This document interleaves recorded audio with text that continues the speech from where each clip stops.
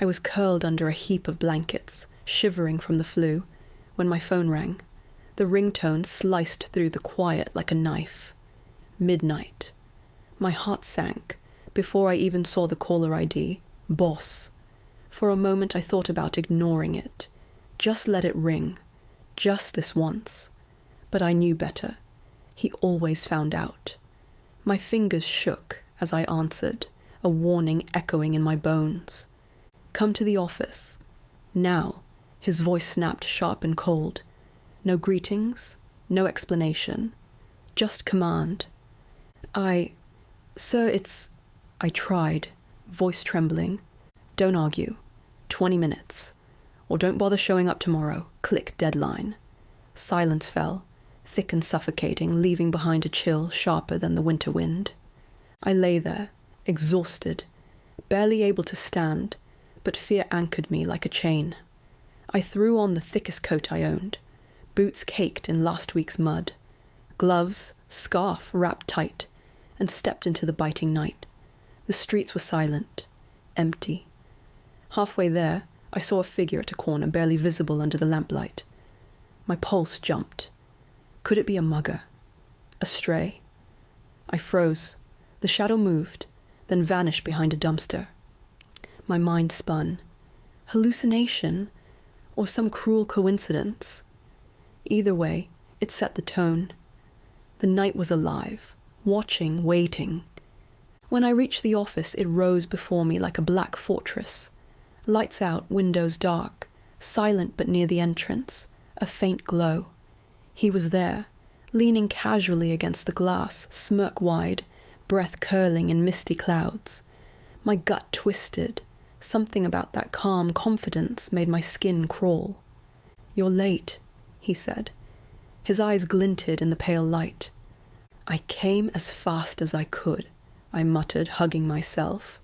He stepped closer, voice low, almost intimate, like a predator toying with its prey. You want that promotion, right? Yes, I whispered, heart hammering.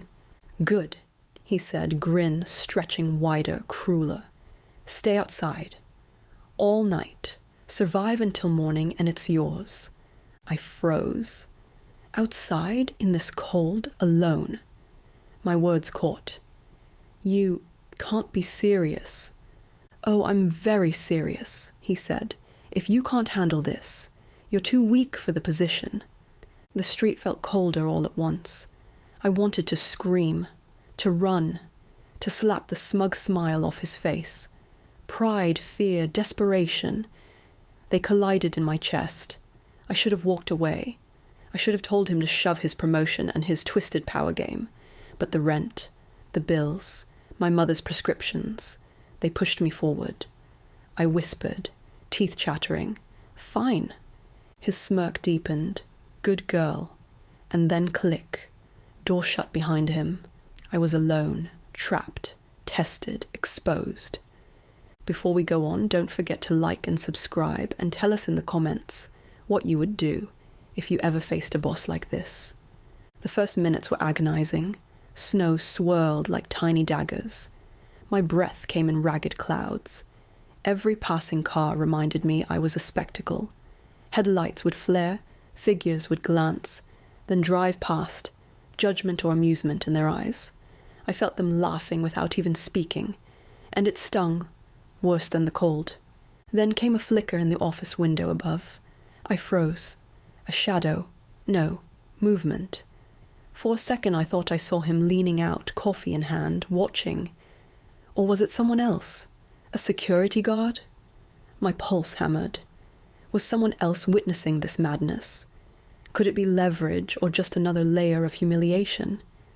I hugged myself tighter, realizing the night was already shaping me. Minutes stretched into hours, each second a trial. My body screamed from cold. Then came the cars. Warm, glowing interiors contrasted sharply with my frozen figure. A few co-workers slowed, laughed, pointed. No words needed. The way they stared, smirking in their cozy seats, it felt like being displayed in a cage. Rage burned hot under the frost. I wanted to scream, but my voice was a rasp, nearly gone from cold and fear. I sank to my knees, snow sticking to my coat. Memories hit like blows. My mother coughing through sleepless nights, medical bills I couldn't pay, my father's disappointed glance when I failed to deliver groceries. Every flash reminded me this wasn't just about me. It was survival. And yet, the humiliation seared deeper. Midnight arrived with a cruel spectacle. He appeared in the office window, casually leaning out with coffee, smirk painted across his face like he owned the world. "Cold, isn't it?" he called, voice slicing through the wind. I looked away, forcing myself not to react. This wasn't just a test. This was entertainment for him. Every shiver, every drop of suffering, it fueled his amusement. Hours dragged, each minute a battle. My legs shook violently. My fingers ached so badly I could barely feel them.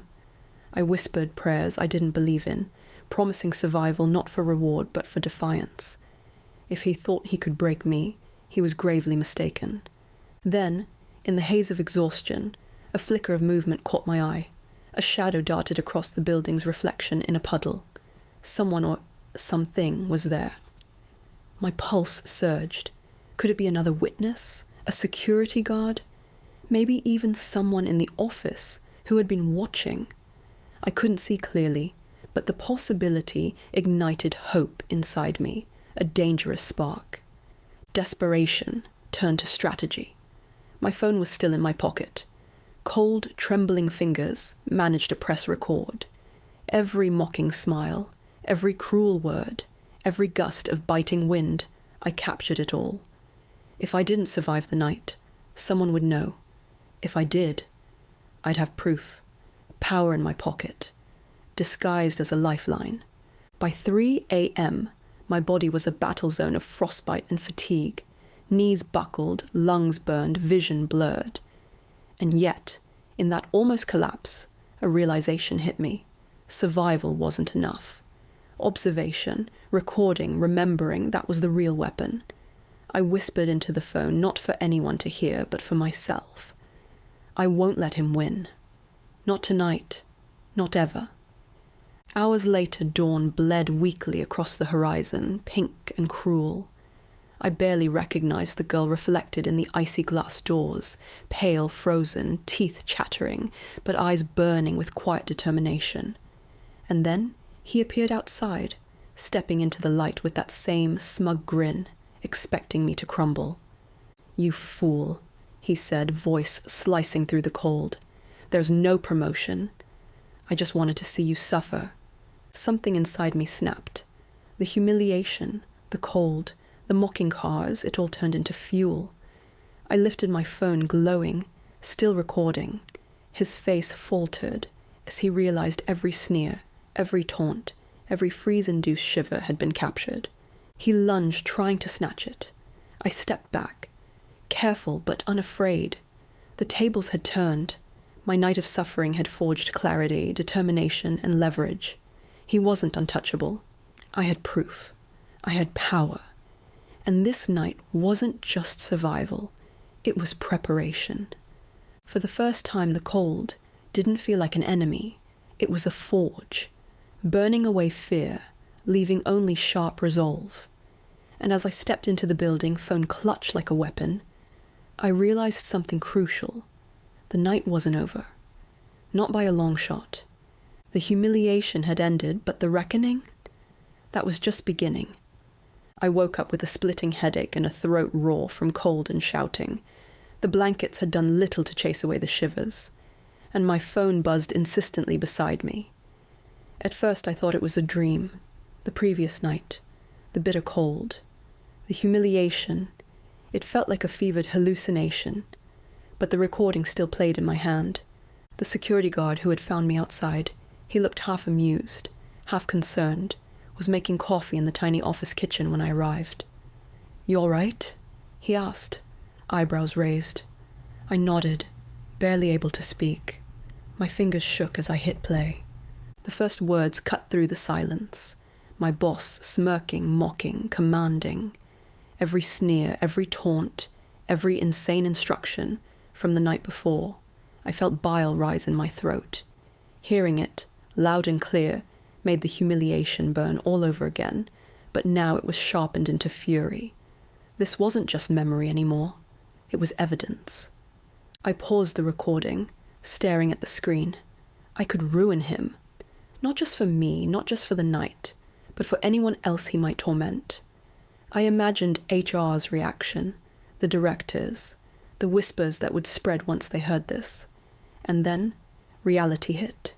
It wasn't that simple. He was powerful, respected, untouchable in many eyes. Exposing him could backfire. I could lose my job, or worse.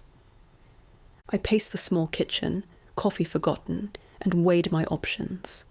Keep quiet and survive, or strike back anonymously and watch the world he built for himself crumble. My pulse thundered. Every fibre of me screamed revenge, but logic whispered caution. I knew him too well. If he suspected, he'd retaliate immediately. I decided to do both. Anonymous. HR directors. Let the recording speak for itself. No trace, no suspicion, just evidence. I attached the file to a burner email, typed the briefest note. Listen closely. Decide what you will. This is what loyalty looks like. Click. Sent. And then waited. Anxiety twisted in my stomach like a living thing. What if they ignored it? What if it backfired? The silence of the office felt heavier than the night outside. I poured coffee, hands still trembling, and glanced at the clock. Minutes felt like hours. Then came the first reply, HR. Skeptical, cautious, almost patronizing. This seems unusual. Are you certain this is legitimate? I held my breath. I could almost hear the unspoken words. Boss is powerful. You're just a junior employee. Why trust you? I replied, giving no hints of identity, explaining nothing, letting the recording speak. A tense pause followed. Then another email. We need to verify. Please stand by while we review this internally. My chest tightened. Verification could take days, or it could trigger alarms. Hours passed. The office hummed around me. I pretended to work, but my mind raced. Every sound, the copier, a phone ringing, a chair scraping, felt amplified. I was a predator and prey at the same time, waiting for something unseen to move. And then, finally, the message that changed everything. Directors have been notified. Emergency meeting scheduled immediately. All details reviewed. Attendance mandatory. I felt my pulse spike. He didn't know. Not yet. And when he found out, the chaos would be his. I smiled despite myself, teeth chattering, heart hammering. The humiliation, the bitter cold, the mocking laughter of co-workers, they were all now weapons in my hands. Curiosity gnawed at me. What would happen when they played it? Would they gasp in shock? Laughter? Rage? I imagined directors leaning back in their chairs, eyes wide, mouths frozen mid-word. The balance of power, once entirely his, was now fragile. I scrolled through my phone, listening again. Every nuance of his cruelty, the tone, the smug pauses, the laughter, resonated differently now. It wasn't just documentation. It was proof of character, of intent, of abuse of power. The more I listened, the more I realized how dangerous this could be for him, and how satisfying for me. Then, a small, almost imperceptible twist. My phone buzzed with a notification from a cloud backup. Someone, somewhere, had synced the file automatically. A faint panic rose. Was this an accident? Or had the security guard system logged it too? Either way, the recording now existed beyond me, out of my hands, but still in play. I clenched my jaw. Even if he tried to destroy me, the evidence had wings of its own. By late afternoon, HR called. The voice on the line was serious, tight-lipped. We're proceeding with caution. Please remain available for questions, but do not discuss this with anyone. My stomach twisted. It was happening. Slowly, deliberately, the world my boss controlled was starting to unravel. And yet, even in that small victory, a dangerous thought lingered. He didn't know I was behind it. That was a fragile secret, a razor's edge. If he ever suspected, I might still be in danger. But for now, the knowledge of power, the feeling of control burned hotter than fear ever could. I leaned back in my chair, eyes on the ceiling, shivering slightly, not from cold but anticipation. The night of suffering had led to this moment. The recording had become a weapon, and I knew something vital. The storm was coming, and I was ready to watch it hit. I didn't expect to be called to the meeting. HR had left the invite vague, almost secretive, and my gut twisted with suspicion, but curiosity, and maybe a hint of vindictive anticipation, pushed me to accept. The elevator ride up felt like a descent into a storm. Every ding of the floor counter was a drumbeat in my chest. The room was massive polished tables, leather chairs, glass walls. Directors, senior staff, and HR stood at attention, murmuring among themselves. And there he was, my boss, striding in with that same smug swagger he wore like armor. He scanned the room, chest puffed out, clearly planning his performance. I could almost hear him thinking, "Look at me. They all respect me. They fear me. I am untouchable." He started his speech before HR could intervene. "Let's not waste time," he began, voice smooth, confident. "I've always believed in tough leadership. Sometimes you have to push people beyond comfort, loyalty, resilience, endurance.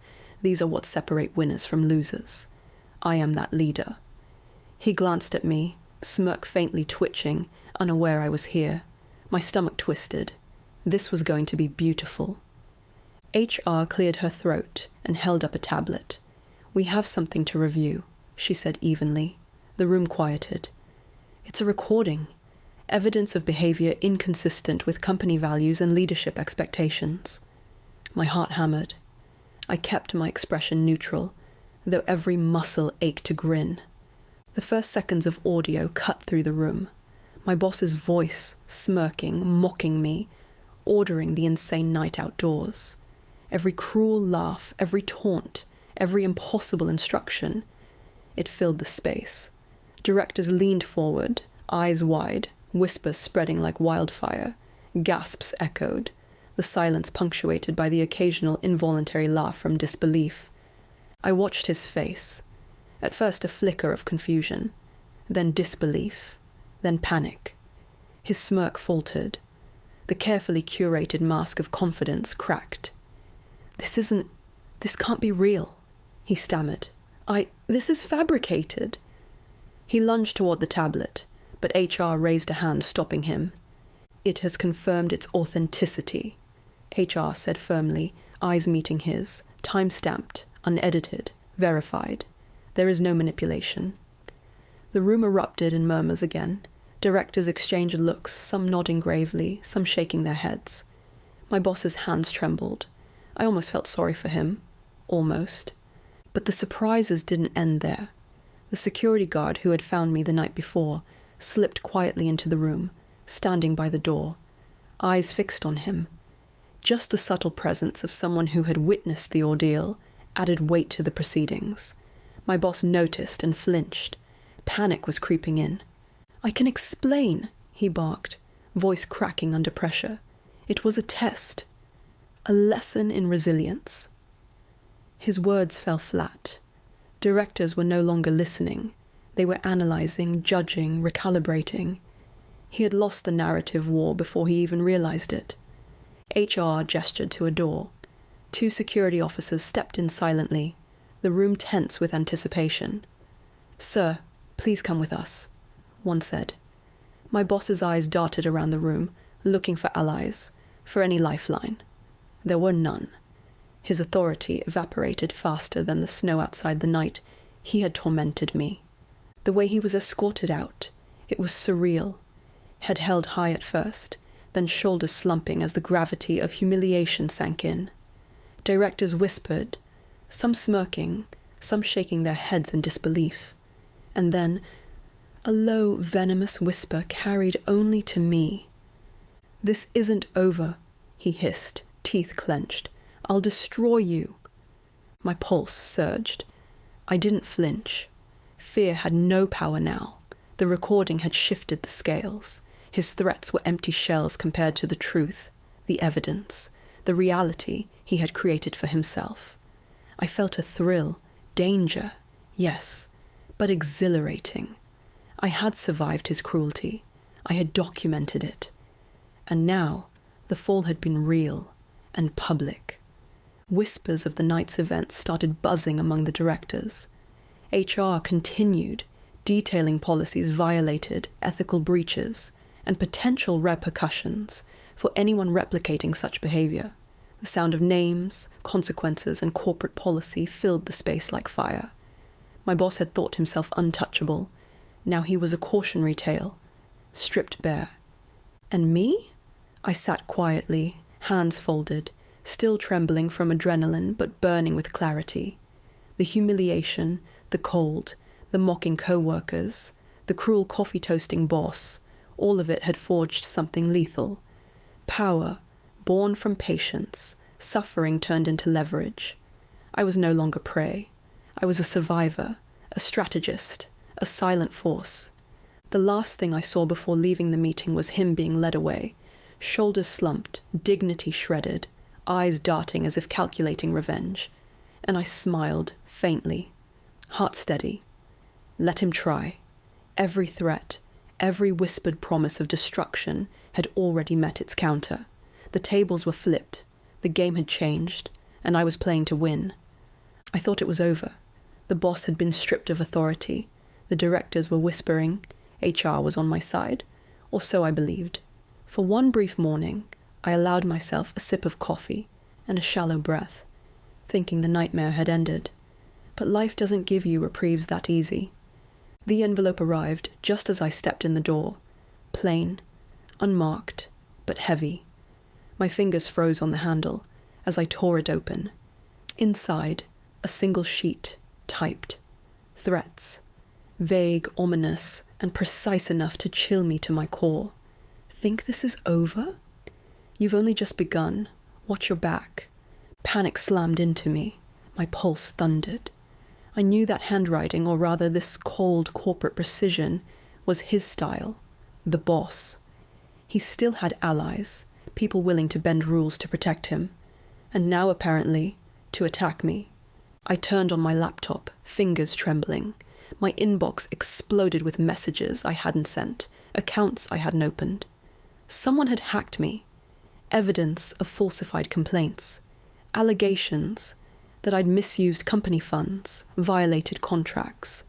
HR, suddenly cautious, was sending emails requesting explanations. The room tilted. My sanctuary had become a trap.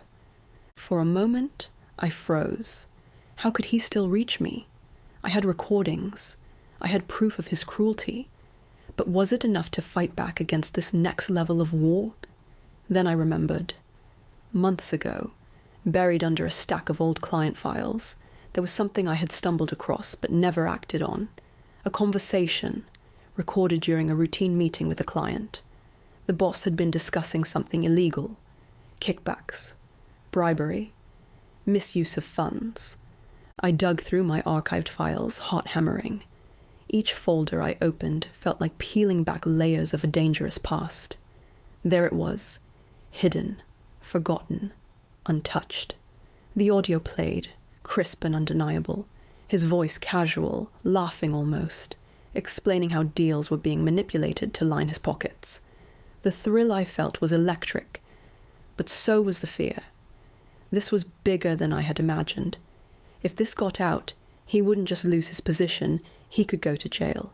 But exposing it wasn't simple. I glanced over my shoulder.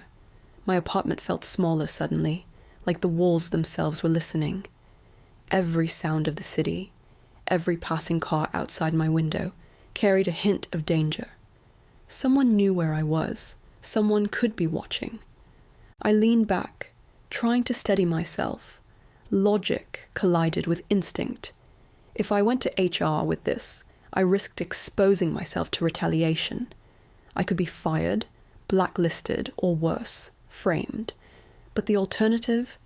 Doing nothing meant he could rebuild, strike again, cover his tracks. and I couldn't let that happen. My fingers hovered over the file, replaying the audio in my head.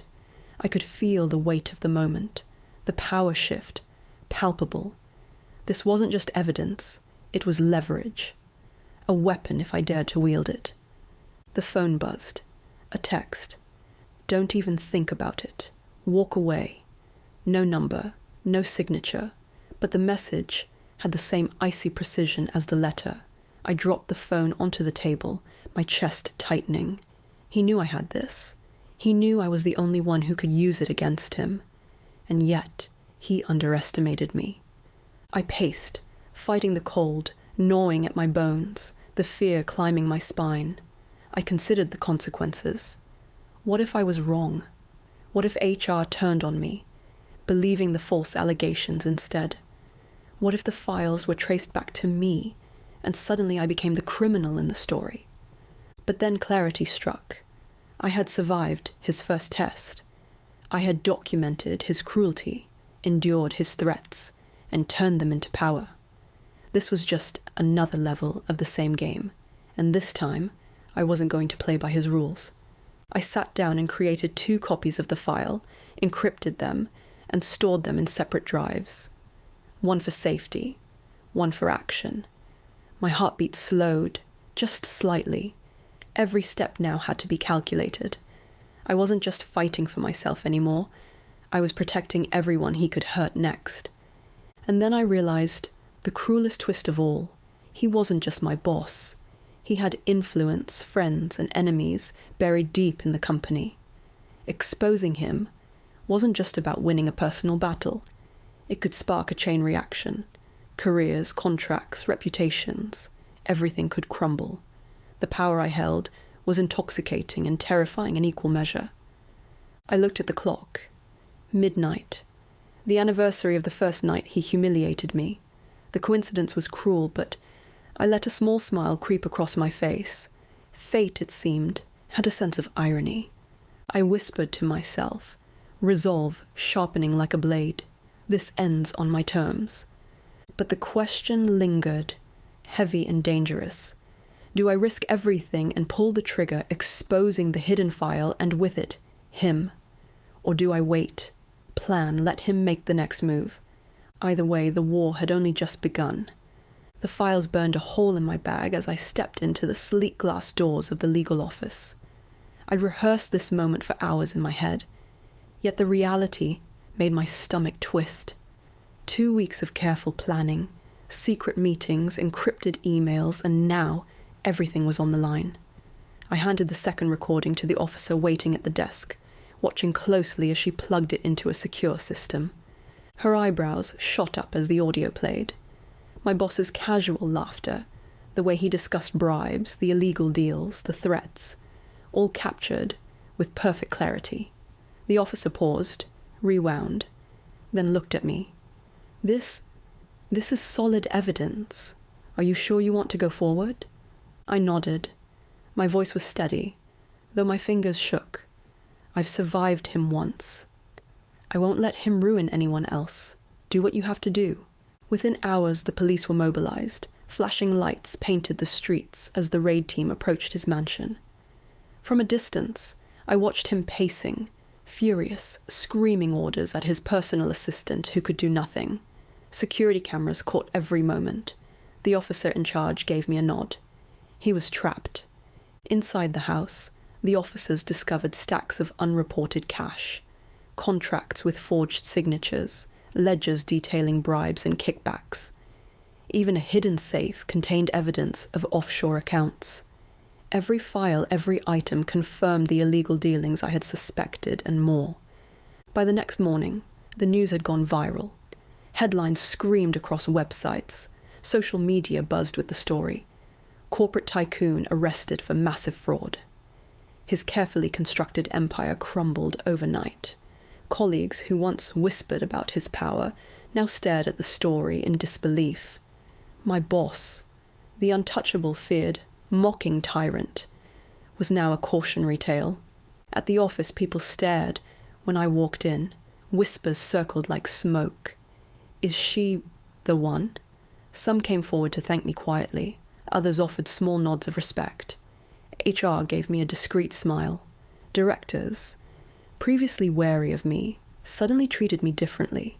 The power balance had shifted entirely. And then came the offer. The promotion, the title, the corner office, the perks I had fought for all along.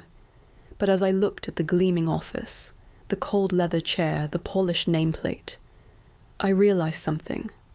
Winning didn't mean stepping into the same cage I'd just escaped. I could feel the weight of responsibility, the expectation to follow the same toxic path. Instead, I made my choice. No, I whispered to myself, shaking my head. I didn't need the promotion. I had the leverage, the proof, the freedom to write my own rules. I turned down the offer and began drafting plans for my own business. Small at first, a consultancy that would prioritize integrity over profit, people over power. The final twist came the next day. My boss's lawyer contacted me, trying to negotiate, pleading, offering hush money. I laughed quietly to myself as I read the email. It was petty, weak. All his power, all his allies, all his threats. They had collapsed in the face of evidence. And me? I was untouchable. I walked the city streets that afternoon unhurried, the winter wind sharp against my face but no longer threatening. Every step felt like a declaration. I had endured, suffered, and survived, and now I was free. Free from manipulation, free from fear, free from a system that had allowed cruelty to thrive for too long. Back at home, I opened a notebook, jotting down ideas for my business. Names, clients, strategies, all fueled by months of surviving his games. Every challenge I'd faced, every humiliation I'd endured, became a lesson. The night outside, the threats, the hidden recordings, they weren't just survival stories, they were my blueprint. By evening, the office was empty. The streets glimmered with wet asphalt reflecting neon lights. I smiled as a thought struck me. I'd built my own path from the ashes of someone else's corruption. I didn't just survive, I transformed. And just when I thought it was over, a subtle twist tickled the edge of my mind. The boss may have been arrested, his empire destroyed, but the world was still full of predators, silent and unseen. The difference now? I knew how to spot them, how to protect myself, and if necessary, how to strike first. I wasn't naive anymore. I wasn't powerless. I closed the notebook, feeling the weight of the night's work and the months of planning lift off my shoulders. Coffee in hand, I looked out the window at the city lights, and for the first time in years, I allowed myself to breathe freely. The revenge was complete. The lesson was learned. And the future? Entirely mine. If this story grabbed your attention, check out the one on the left and give it a like. It really helps me keep sharing more stories like this.